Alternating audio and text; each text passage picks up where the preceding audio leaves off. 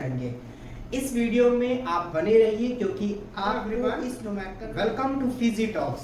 और आज के इस सेशन में हम लोग एनसीईआरटी के 5 न्यूमेरिकल को डिस्कस करने जा रहे हैं। न्यूमेरिकल नंबर 1.11 से लेके न्यूमेरिकल नंबर 1.15 तक के क्वेश्चंस आज डिस्कस किए जाएंगे। इस वीडियो में आप बने रहिए क्योंकि आपको इस न्यूमेरिकल में काफ़ी नई चीज़ें सीखने को मिलेंगी और आपका कॉन्सेप्ट भी क्लियर होगा। तो चलिए स्टार्ट करते हैं। न्यूमेरिकल नंबर 1.11 में इस न्यूमेरिकल में ये कहा गया कि जब भी हमने पॉलीथीन से ऊल को रब किया, और जब हमने पॉलीथीन से ऊल को रब किया तो रब करने पर ये पता चला कि पॉलीथीन पर 3.2 × 10⁻⁷ कूलम का चार्ज, निगेटिव चार्ज आ जाता है। तो बताइए कि कितना इलेक्ट्रॉन ट्रांसफर हुआ, इस चार्ज के लिए कितना इलेक्ट्रॉन ट्रांसफर हुआ। दूसरा इसमें क्वेश्चन पूछा गया क्या मास भी ट्रांसफर हुआ है, अगर हुआ है तो कितना मास ट्रांसफर हुआ है। क्लियर?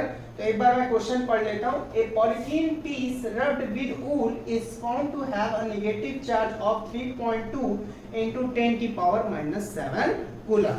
यानी कि रब किसको किया गया, पॉलीथीन को रब किया गया है ऊल के साथ, यानी कि ऊल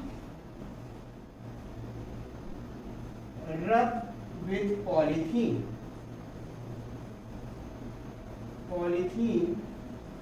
को रब किया गया किसके साथ, ऊल के साथ।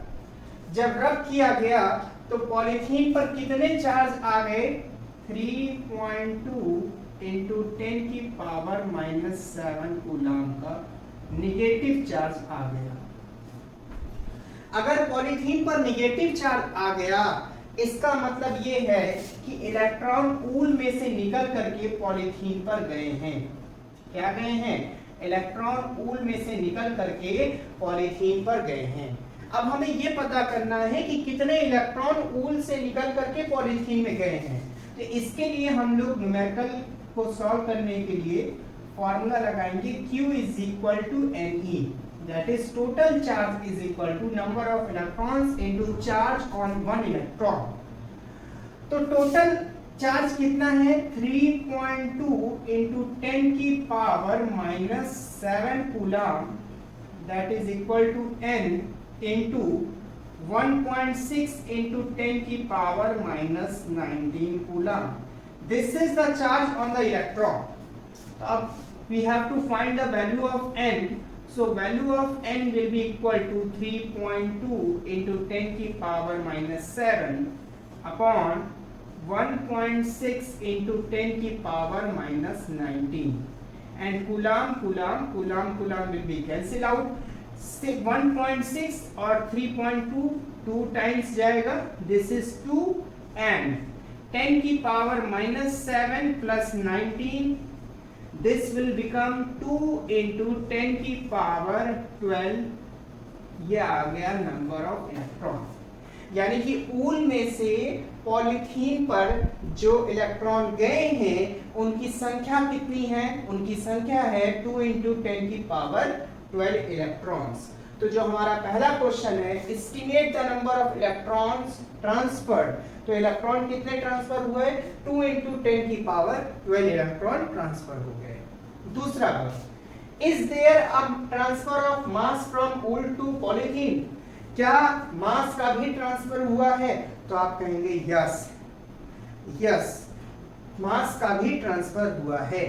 क्यों हुआ है, क्योंकि जब इलेक्ट्रॉन ट्रांसफर हुआ तो इलेक्ट्रॉन का एक फाइनाइट मास होता है, तो इलेक्ट्रॉन ट्रांसफर हो रहा है तो उसके साथ जुड़ा हुआ जो मास है वो भी ट्रांसफर हो रहा है। तो how much mass is transfer from wool to polythene, कितना मास ट्रांसफर हुआ। तो मास ट्रांसफर के लिए हम लोग फार्मूला लगाएंगे। देखिए, इलेक्ट्रॉन पर जो मास होता है Me, जिसको हम कहते हैं, वो होता है 9.1 × 10⁻31 kg। ये इलेक्ट्रॉन का मास है, ये इलेक्ट्रॉन का मास है। और कितने इलेक्ट्रॉन ट्रांसफर हुए, तो इलेक्ट्रॉन जो ट्रांसफर हुए हैं वो हुए हैं 2 इंटू 10 की पावर 12 इलेक्ट्रॉन ट्रांसफर हुए हैं, और ये एक इलेक्ट्रॉन का मास है। तो total mass transferred, total mass transferred,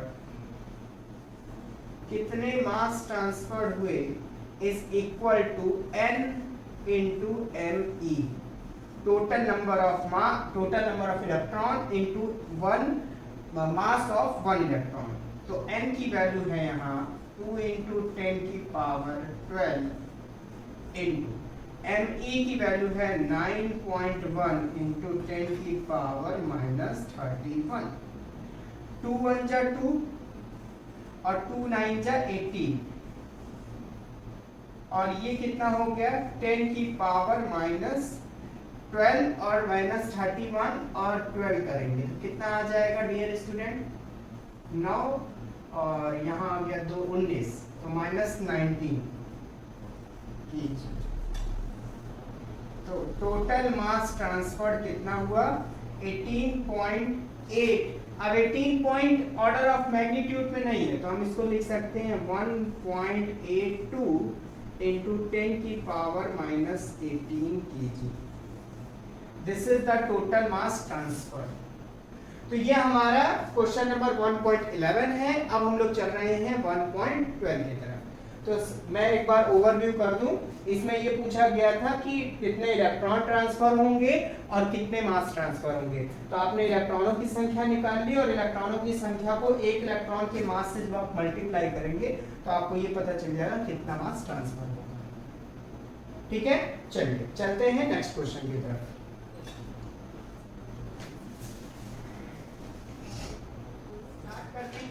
numerical number 1.12 और हमारा क्वेश्चन है कि 2। देखिए इस क्वेश्चन में ये कहा गया है, 12 नंबर के क्वेश्चन में ये कहा गया है कि दो आइसोलेटेड कॉपर स्फीयर है। मान लेते हैं एक कॉपर स्फीयर ये है A और एक कॉपर स्फीयर ये है B। ये कॉपर स्फीयर है, ये कॉपर स्फीयर चार्ज्ड हैं और इनकी जो बीच की डिस्टेंस है, ये इनके बीच की डिस्टेंस 50 सेंटीमीटर है।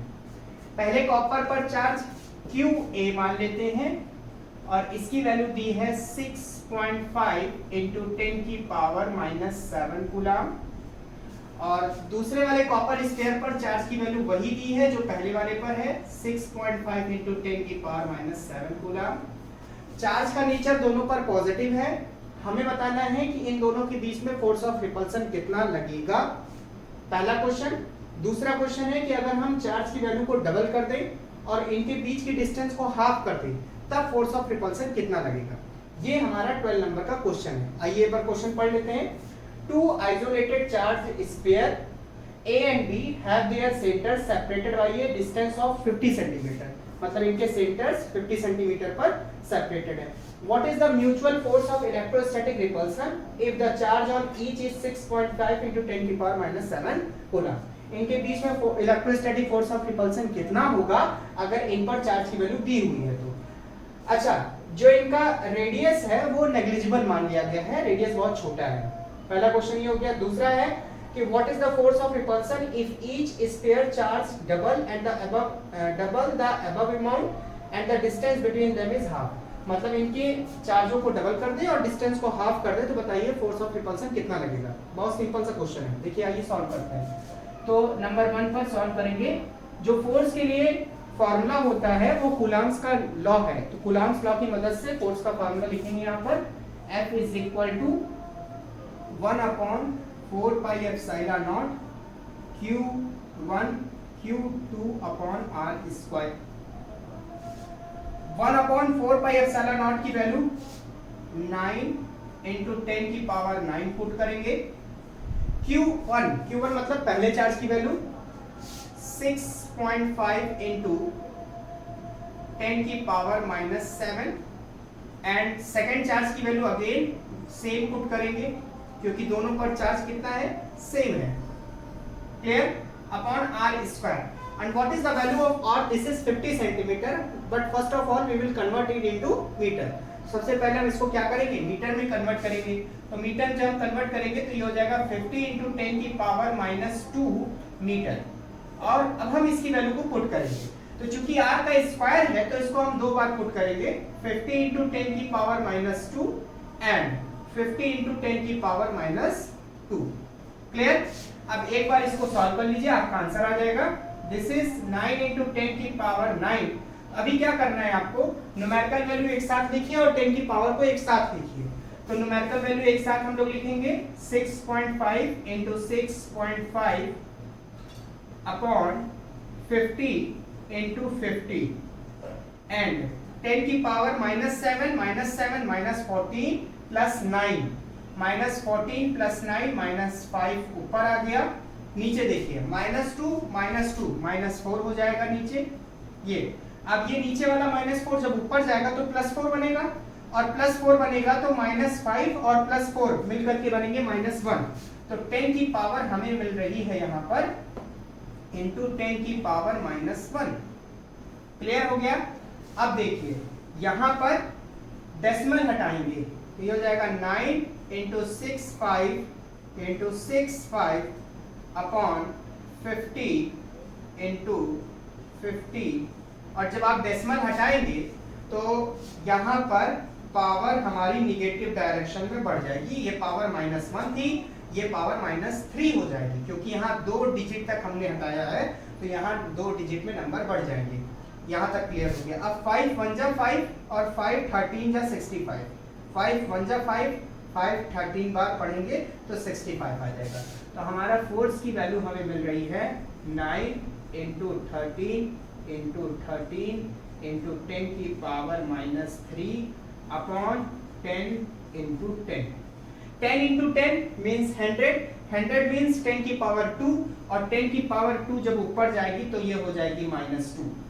ठीक है? अब इसका टेबल पढ़ेंगे आप तो 13 को 13 से मल्टीप्लाई करेंगे 169 आ जाएगा, और 169 का टेबल 9 बार पढ़ेंगे। 9 9 जा 81 का 1 कैरी 8, 9 6 जा 54 एंड 8 62 का 2 कैरी लगा 6, 9 1 जा 9 1 6 15। ये आ गया।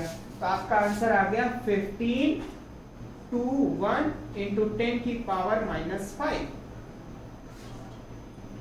क्लियर? अब डेसिमल लगाएंगे यहाँ पर तो हमें मिलेगा 1.521 इंटू 10 की पावर, डेसिमल यहाँ पर हम ऑर्डर ऑफ मैग्नीट्यूड में लिखेंगे, दिस विल बिकम न्यूटन। तो 1.5 इंटू 10 की पावर -2 न्यूटन आ गया फोर्स ऑफ रिपल्सन। यानी कि दोनों कॉपर स्फीयर के बीच में जो फोर्स लगेगा दैट इज 1.5 इंटू 10 की पावर -2 न्यूटन। इसको नोट करिए। तो हम लोग सेकंड वाला सेक्शन करते हैं।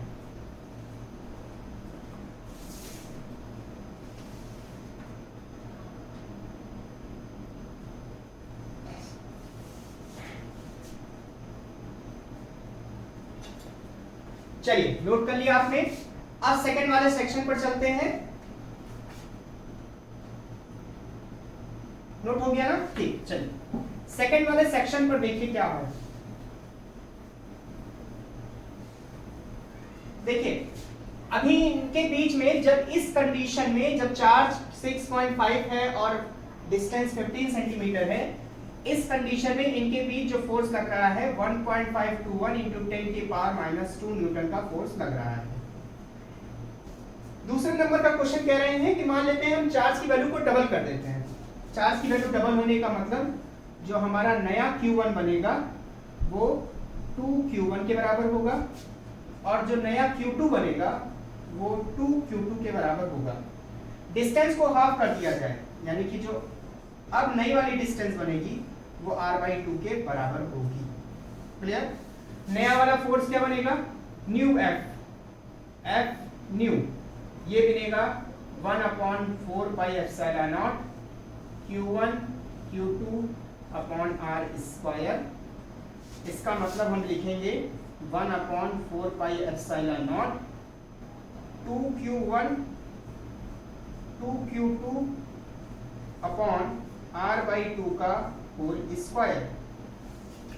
ये बन जाएगा 4 और 1/4πε0 4 Q1 Q2 एक ब्रैकेट में अपॉन ये बन जाएगा R स्क्वायर बाई 4, ये 4 ऊपर जाएगा तो ये जाएगा 16 1/4 pi epsilon naught Q1 Q2 by R square.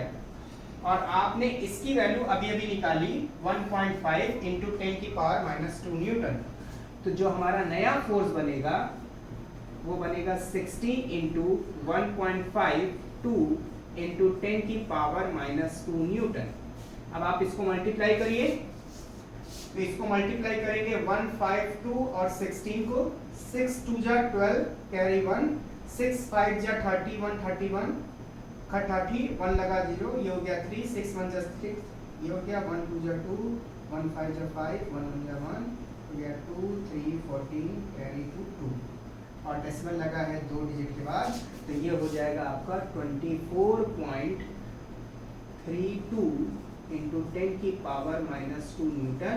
अगर हम इसको ऑर्डर ऑफ मैग्नीट्यूड में लिखें तो 0.24 या आप इसको लिख सकते हैं 2.4 इंटू 10 की पावर माइनस 1 न्यूटन का फोर्स लगेगा। तो अगर हम इनके चार्जों को डबल कर दें और डिस्टेंस को हाफ कर दें तो जो हमारी वैल्यूज हैं फोर्स की वो बढ़ जाएंगी। और कितने टाइम्स बढ़ जाएंगी? 16 टाइम्स फोर्स की वैल्यू बढ़ जाएगी। और अब नई वैल्यू जो होगी फोर्स की नई वैल्यू है 2.4 10 की पावर माइनस 1 न्यूटन। नोट कर लीजिए इसको।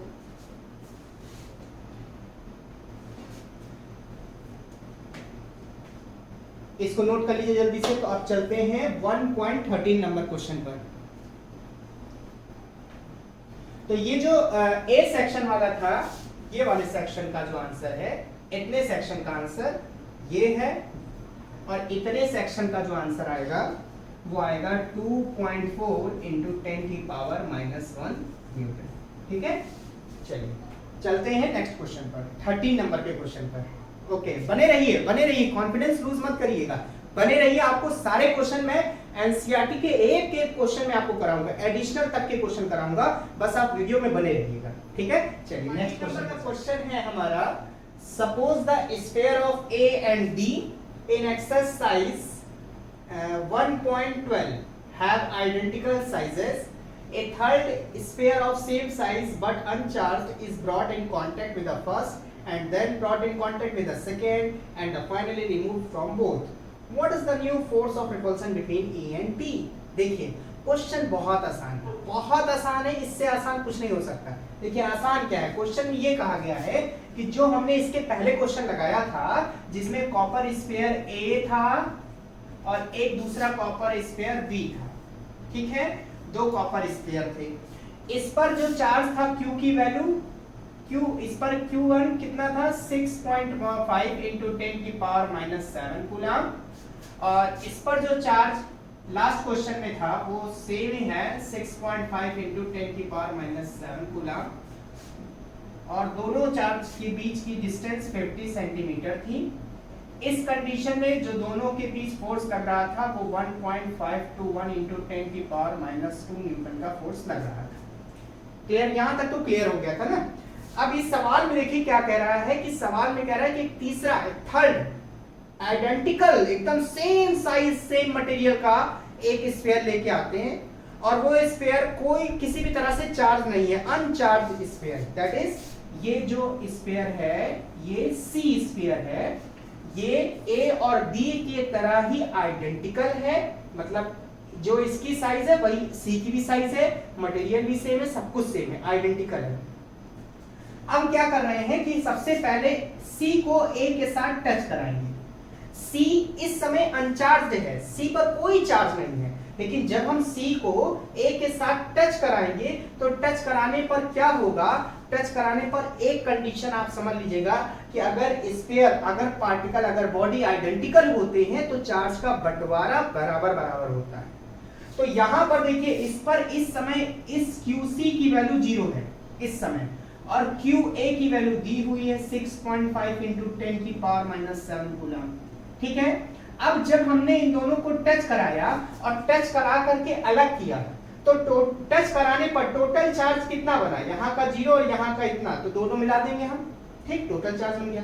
टच करा करके अगर हम हटाएंगे तो आधा चार्ज इस पर और आधा चार्ज इस पर। लेट सपोज कि इस पर चार्ज है Q, ठीक है, इस पर चार्ज है Q, तो टच C को टच कराया और टच करा के हटा देंगे तो यहां पर चार्ज आ जाएगा Q/2 और यहां पर अब चार्ज जो बचेगा वो Q/2 बचेगा। बात को समझिएगा कि A पर हम मान लेते हैं कि टोटल चार्ज है Q, टोटल चार्ज Q है और इसके पास टोटल चार्ज 0 है। लेकिन जब आप टच कराएंगे और टच करा के हटाएंगे तो चार्ज आधा आधा बट जाता है, इक्वल अमाउंट में बट जाता है और केवल तभी बटेगा जब बॉडीज आइडेंटिकल हों। तो आपसे हमने कहा ये जो C वाली बॉडी है ये A की तरह ही एकदम सेम है, यानी कि C आइडेंटिकल है। तो C को जब हम टच कराएंगे तो A के पास था Q चार्ज, तो अब आधा आधा बटेगा, यहाँ Q/2 हो जाएगा और यहाँ Q/2 हो जाएगा। क्लियर? अब ये जो C है, ये C को हम टच कराएंगे B के साथ और मान लेते हैं B पर भी चार्ज कितना है, Q चार्ज है। तो अब जब B और C, दैट इज ये B और ये C दोनों टच हुए तो B के पास कितना चार्ज है, Q, और C के पास कितना चार्ज है, Q/2। टोटल चार्ज कितने आ गए, 3/2Q। अब ये जो टोटल चार्ज दोनों का मिला करके आ गया टोटल चार्ज। अब जब हम इन दोनों को अलग करेंगे तो आधा चार्ज इस पर जाएगा और आधा चार्ज इस पर जाएगा। तो आधा यानी कि इस पर जो चार्ज आ जाएगा 3/4Q और 3/4Q, इस पर चार्ज आ जाएगा।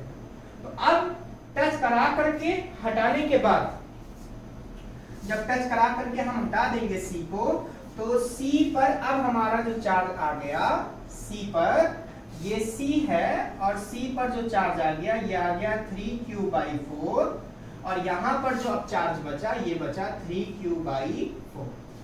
बात को समझिए थोड़ा से कि जब हमने इसको इसके साथ टच कराया तो आधा आधा चार्ज डिस्ट्रीब्यूट हुआ, फिर C को जब B के साथ कराए तो चार्ज पहले टोटल जुड़े और टोटल जितना चार्ज हुआ उसका आधा आधा हुआ।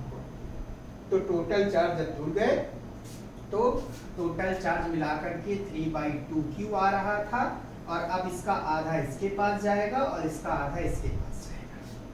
मेरी बात को आप समझ पा रहे हैं? यही चीज है। तो अब क्या है, अब हमें निकालना है फोर्स। फोर्स, अब इनके बीच में फोर्स क्या होगा, तो फोर्स निकालने का फॉर्मूला क्या होता है, 1/4πε0 Q1 Q2/r²। तो F इज इक्वल टू 1/4πε0, यहां पर Q/2 है और यहां पर 3Q/4 है अपॉन r², ठीक है। और ये हो जाएगा 3/8 1/4πε0 Q/r²। इसकी वैल्यू यानी कि दोनों चार्जों के बीच जो फोर्स लग रहा था वो इतना था। तो force is equal to 3/8 1.52 into 10⁻⁻² newton. Multiply करिए, तो मल्टीप्लाई करेंगे तो कितना आ जाएगा, देखिए पहली बात तो 152 को 8 से डिवाइड करिए, 2 बार जाएगा 7 और ये हो जाएगा 6, ये हो जाएगा 4, 2 बार जाएगा 36 38 और ये हो जाएगा 2 बार जाएगा 19, ये आ गया 19, ठीक है। यानी कि 19 का टेबल पढ़ेंगे तो 19 आ जाएगा। 19 का मतलब ये हो गया 3 और ये हो गया 0.19 इंटू 10⁻⁻² न्यूटन। 9 3 9 7 2 3 1 3 2 5 10⁻⁻² न्यूटन। तो ये हमारा आंसर आ गया। अब जो फोर्स लगेगा A और B के बीच में वो 0.57 10⁻⁻² न्यूटन का फोर्स लगेगा। क्लियर? नोट कर लीजिए इसको।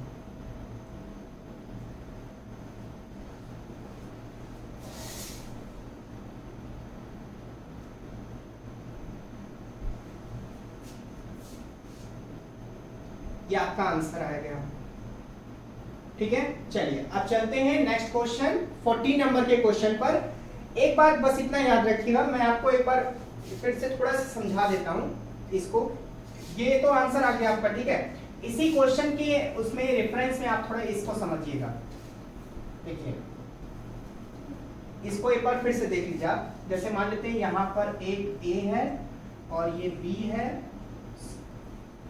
और ये सी है। क्लियर?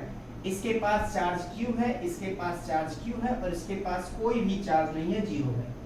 जब इन दोनों को टच कराएंगे तो टच कराने पर ये C यहाँ आ जाएगा, ठीक है। और जब ये C यहाँ आ जाएगा तो दोनों का मिला करके इसके पास Q बराबर कितना है, 0, मतलब इसके पास चार्ज बिल्कुल नहीं है, 0 चार्ज है। टोटल मिला करके, दोनों का मिला करके कितना चार्ज है, दोनों का मिला करके टोटल चार्ज Q है। इसका और इसका, इसके पास 0 चार्ज, इसके पास Q चार्ज, तो टोटल मिलाकर के कितना चार्ज है, Q है। तो अब हम जब C को हटाएंगे टच कराने के बाद तो आधा आधा चार्ज बटेगा। अब यहाँ पर हो जाएगा Q/2 और यहाँ पर हो जाएगा Q/2।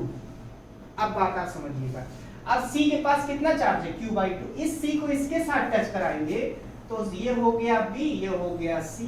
C के पास कितना है, Q/2, B के पास कितना है, Q। दोनों को मिलाया कितना आ गया, 3Q/2। टोटल चार्ज कितना आ गया इन दोनों का मिला करके, 3Q/2। अब इन दोनों को जब आप अलग करेंगे तो B पर आधा चार्ज जाएगा और C पर आधा जाएगा। तो इसका आधा करेंगे तो 3Q/4 इस पर आ गया और 3Q/4 इस पर आ गया। ये कॉन्सेप्ट लगता है। अगर बॉडीज आइडेंटिकल होती हैं तो टच कराने पर, टच कराया टोटल चार्ज जितना बना, अब टच करा के हटाएंगे तो टोटल चार्ज का आधा आधा बटेगा, इक्वल अमाउंट में डिस्ट्रीब्यूशन होगा। क्लियर है यहाँ तक? चलिए अब चलते हैं 40 नंबर के क्वेश्चन पर। स्टार्ट करते हैं एक्सरसाइज का क्वेश्चन नंबर 1.40 नंबर का क्वेश्चन है। और 1.40 नंबर का क्वेश्चन सिंपल, बहुत सिंपल क्वेश्चन है। देखिए इस क्वेश्चन में ये कहा गया है कि फिगर में दिखाया गया है कि 3 पार्टिकल हैं 1 2 3 और ये 3 पार्टिकल इलेक्ट्रिक फील्ड में रखे गए थे। इन 3 पार्टिकल का मोशन का पाथ, जिस पाथ पर इन्होंने मोशन किया है वो पाथ दिखाया गया है, मतलब ये फिगर बताया गया है इनका चलने का एक तरीका कि इस 3 पार्टिकल हैं और 3 पार्टिकल कुछ इस तरह से मूव कर रहे हैं इलेक्ट्रिक फील्ड के अंदर, कुछ इस तरह से मूव हुआ। तो बताइए कि पार्टिकल का नेचर कैसा है और दूसरा कि इनका चार्ज टू मास रेशियो क्या है, चार्ज टू मास रेशियो। देखिए shows that the figure shows tracks of these charged particle। ये जो फिगर है ये ट्रैक्स बता रहे हैं in a uniform electrostatic field। give the sign of these charges, इनके साइन बताइए।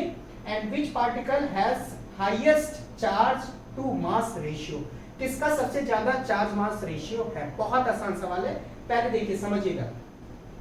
एक ये पार्टिकल और ये पार्टिकल, 2 पार्टिकल ऊपर की तरफ जा रहे हैं। देखा आप देख रहे होंगे ना, ये ऊपर की तरफ जा रहे हैं। ऊपर की तरफ जाने का मतलब पॉजिटिव प्लेट की तरफ अट्रैक्ट हो रहे हैं और पॉजिटिव प्लेट की तरफ अपोजिट ही चार्ज अट्रैक्ट हो सकता है जो कि है नेगेटिव। यानी कि ये वाला पार्टिकल का नेचर कैसा होगा, नेगेटिव। ये वाले पार्टिकल का नेचर कैसा है, negative, because it is these are attracted by the positive plate. And ये वाला देखिए, ये वाला जो पार्टिकल है 3rd नंबर वाला, ये नीचे की तरफ जा रहा है, नेगेटिव प्लेट की तरफ जा रहा है। दैट इज इस पार्टिकल का जो नेचर है वो क्या है, पॉजिटिव नेचर है। क्लियर? बात यहां तक क्लियर? अब इस पार्टिकल का, इन सारे पार्टिकल का सबसे पहले हम लोग निकालेंगे एक्सेलरेशन। तो एक्सेलरेशन निकालने का फार्मूला, एक जो सिंपल फार्मूला है वो फोर्स के माध्यम से निकालेंगे कि फोर्स बराबर होता है ma। तो A बराबर हो जाएगा F/m। क्लियर? F क्या है, फोर्स है। फोर्स किस पर, फोर्स चार्ज पार्टिकल पर फोर्स। कहां पर, इलेक्ट्रिक फील्ड के अंदर, जो कि आपने ये इलेक्ट्रिक फील्ड अप्लाई किया है। तो ये जो इलेक्ट्रिक फील्ड है, सपोज कर लेते हैं इलेक्ट्रिक फील्ड E है। तो इस इलेक्ट्रिक फील्ड में चार्ज पार्टिकल पर जो फोर्स लगेगा उस फोर्स की वैल्यू QE के बराबर होगी। यानी कि F = QE और ये हो गया M। A की वैल्यू आपकी कितनी आ गई, QE/m। ये आ गया A की वैल्यू। क्लियर? अब हम ये निकालेंगे कि ये जो पार्टिकल हैं ये कितना ऊपर गए या कितना नीचे गए, कितना इनका वर्टिकल डिस्प्लेसमेंट हुआ। वर्टिकल डिस्प्लेसमेंट के लिए हम लोग के पास फॉर्मूला है H = ut + ½ AT²। ut + ½ AT square. U initial velocity है, इनिशियल वेलोसिटी यहाँ हम लोग 0 मानेंगे, तो h की वैल्यू हमें मिलेगी हाफ AT स्क्वायर। अब हम a की वैल्यू को पुट करेंगे, ये हो जाएगा Q और E upon M T square. यहां पर Q बाई M, तो ये जो h है ये प्रोपोर्शनल है किसके, Q बाई M के। फिक्स टाइम के लिए देखिए इलेक्ट्रिक फील्ड तो आपकी फिक्स रहेगी, और टाइम आप फिक्स ले रहे हो, मतलब 3 सेकंड का इंटरवल ले रहे हो या 5 सेकंड ले रहे हो, 6 सेकंड, तो this is fix and this is fix. अब यानी कि h की वैल्यू प्रोपोर्शनल है किसके, Q बाई M के, चार्ज मास रेशियो के प्रोपोर्शनल है। अब हम ये देखेंगे किसका h ज्यादा है, डिफ्लेक्शन कितना ज्यादा है, तो ये 3 वाला नंबर वाला पार्टिकल देखिए सबसे नीचे जा रहा है, ज्यादा डिफ्लेक्ट होके नीचे गया है ना, in comparison to this above to charge particle, ये वाला ज्यादा डिफ्लेक्ट हुआ है, इसका मतलब इसका डिफ्लेक्शन h की वैल्यू ज्यादा है, इसका मतलब इसका चार्ज मास रेशियो ज्यादा है। हम यहां लिखेंगे charge particle 3 suffers maximum displacement, maximum deflection कह सकते हैं, maximum deflection, so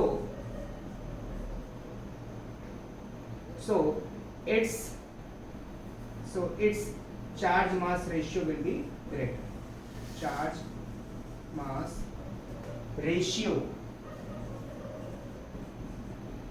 will be greater।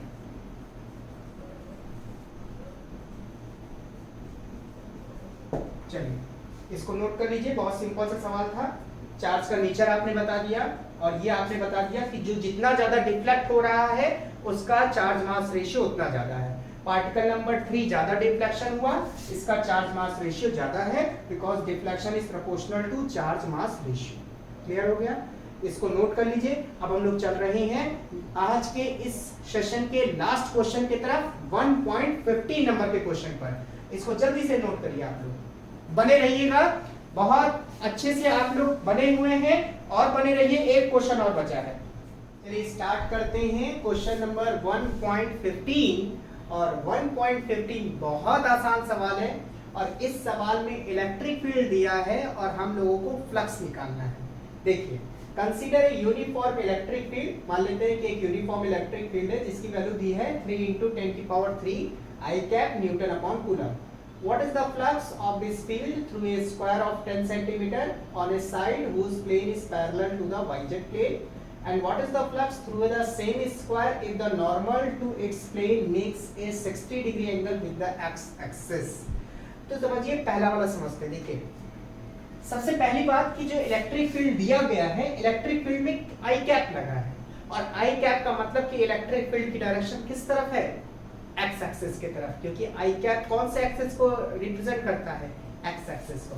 तो सबसे पहले हम यहाँ पर एक्सिस बनाएंगे, ये हमने एक्सिस बना दिया, एंड सपोज कर लेते हैं ये एक्स एक्सिस है, ये वाई एक्सिस है, एंड ये जेड एक्सिस है। अब दूसरी बात कि इलेक्ट्रिक फील्ड की वैल्यू कितनी दी है, 3 × 10⁻³ आई कैप न्यूटन अपॉन कूलम। आई कैप का मतलब कि इलेक्ट्रिक फील्ड की डायरेक्शन ऊपर की तरफ है। क्लियर। दूसरी बात, इलेक्ट्रिक फील्ड दे दिया, अब कह रहा है कि फ्लक्स निकालो, स्क्वायर के अलोंग, स्क्वायर से गुजरने वाला फ्लक्स निकालो, और ये स्क्वायर वाईजेड प्लेन पर रखा हुआ है। देखो कह रहा है ना, whose plane is parallel to yz plane। Square का जो प्लेन है ये yz प्लेन के पैरेलल है, इसका मतलब yz प्लेन पर ही रखा है, सपोज कर लेते हैं। तो सबसे पहले हम yz प्लेन ऐसे बना देंगे, yz, ये जो है yz प्लेन हमने बना दिया, this is yz plane. Clear, ये yz प्लेन है, और इस yz प्लेन पर हमने रख दिया है ये स्क्वायर। ये देखिए, ये हमने इसका क्या रख दिया, स्क्वायर रख दिया, ये yz प्लेन का स्क्वायर है। इस स्क्वायर में अब हमें क्या निकालना है, इस स्क्वायर से होकर जाने वाला फ्लक्स निकालना है। यानी कि फ्लक्स की डायरेक्शन, इलेक्ट्रिक फील्ड की डायरेक्शन किधर है, ऊपर की तरफ है। ये इलेक्ट्रिक फील्ड जा रही है, देखिए ये इलेक्ट्रिक फील्ड जा रही है ऊपर की तरफ, एक्स एक्सिस पर ये इलेक्ट्रिक फील्ड जा रही है, और हमें ये स्क्वायर से कितना फ्लक्स गुजरेगा ये हमें निकालना है। तो इसके लिए जो फ्लक्स का फार्मूला होता है, phi electric flux is equal to होता है इंटीग्रेशन E डॉट ds। इसको हम लोग अगर ओपन करेंगे तो हमें मिलेगा integration E ds cos theta. देखिए E ds cos थीटा, तो सबसे पहले यहाँ हम एक ds मानेंगे, छोटा सा टुकड़ा, और ये ds की जो डायरेक्शन होती है परपेंडिकुलर ऊपर होती है, नॉर्मल ऊपर होती है, नॉर्मल टू द सरफेस। अब ये देखिए ये जो ds है ये ऊपर की तरफ है, ऊपर की तरफ परपेंडिकुलर है। जो इलेक्ट्रिक फील्ड है ये भी ऊपर की तरफ है। तो इलेक्ट्रिक फील्ड और ds दोनों ही पैरेलल हैं एक दूसरे की, और दोनों पैरेलल हैं, तो इसका मतलब कि इनके बीच जो बनने वाला एंगल है वो कितना है, 0 डिग्री। cos 0 की वैल्यू हम लोग जानते हैं 1 होती है। तो यहाँ पर आपको थीटा का कॉन्सेप्ट क्लियर हो गया। अब इसके बाद जो स्क्वायर है, स्क्वायर का साइड दिया है 10 सेंटीमीटर, तो स्क्वायर का एरिया होता है साइड का स्क्वायर, साइड मतलब 10 इंटू 10 की पावर -2 का होल स्क्वायर। इसको हम लोग लिखेंगे 10 की पावर -1 का होल स्क्वायर, दैट इज 10 की पावर -2 मीटर स्क्वायर। ये आ गया a की वैल्यू। जो a है, अब हम यहाँ पर देखिए फाई हमारा निकलने वाला है, इलेक्ट्रिक फील्ड यूनिफॉर्म है, इसका मतलब यूनिफॉर्म का मतलब इसकी वैल्यू 1 है, तो हम इस इलेक्ट्रिक फील्ड को बाहर निकालेंगे और इंटीग्रेशन ds करेंगे। यहाँ पर cos थीटा की जगह cos 0 रखेंगे, cos 0 की वैल्यू 1 आ जाएगी। अब ये हो गया E, और इंटीग्रेशन ds का मतलब ये पूरा एरिया, ये स्क्वायर का पूरा एरिया, यहाँ हम लिखेंगे a। इलेक्ट्रिक फील्ड का मैग्नीट्यूड लिखेंगे, कितना आएगा मैग्नीट्यूड, 3 इंटू 10 की पावर 3, और एरिया कितना आया है 10 की पावर -2, 10 की पावर -2। तो फ्लक्स हमें मिलने वाला है, phi is equal to 3 into 10 की power 1, that is 30 newton metre square upon coulomb. ये आपका फ्लक्स आ गया। तो इस स्क्वायर से गुजरने वाला फ्लक्स कितना होगा, 30 newton metre square upon coulomb. Note कर लीजिए।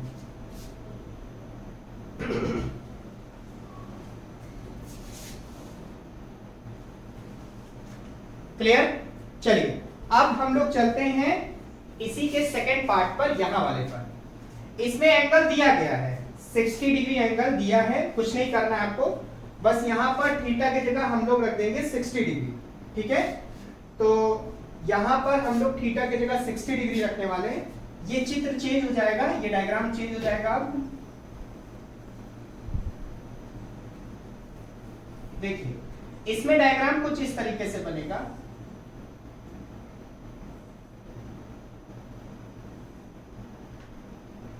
इसमें जो डायग्राम है, इसमें ये कह रहा है कि इसका जो नॉर्मल है वो नॉर्मल एक्स एक्सिस के साथ 60 डिग्री का एंगल बना रहा है, यानी कि हम इसका नॉर्मल ऐसे कह सकते हैं, और ये हमारा स्क्वायर हो गया कुछ इस तरीके से, ये इसका स्क्वायर हो गया। तो ये है 60 डिग्री। सेकंड नंबर का हम क्वेश्चन कर रहे हैं आपके लिए। ठीक है, तो यहाँ पर आपको क्या करना है, यहाँ पर आपको 60 डिग्री रखना है।